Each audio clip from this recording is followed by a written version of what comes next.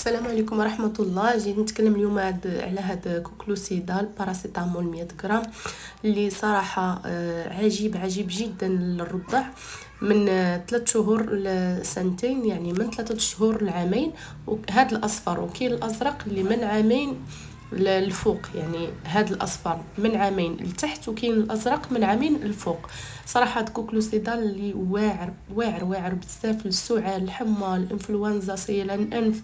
يعني كتشدي جوج، واحد سيبو بالليل كديريه قويلب، والثاني كتشديه كدهنيه في يدك بحال شكل الزيت البلديه، هو دغيا كيذوب، يعني سهل في يذوب في اليد ديالك. كدهنيه وكديريه للصدر ديال البيبي ديالك، كدهنيه صدرو، كدهنيه ليه مزيان وكتلبسيه مزيان. وكينعس هادشي البنات منين يبغيو ينعسوا، صافي يرضعوا يكونوا راضعين ومبدلين وكل شيء، وديري لهم صدرهم ينعسوا باش ما يضربهمش البرد عليه المده 3 ايام. صراحه راه زوين، الكحه، السخانه، صيل الانف.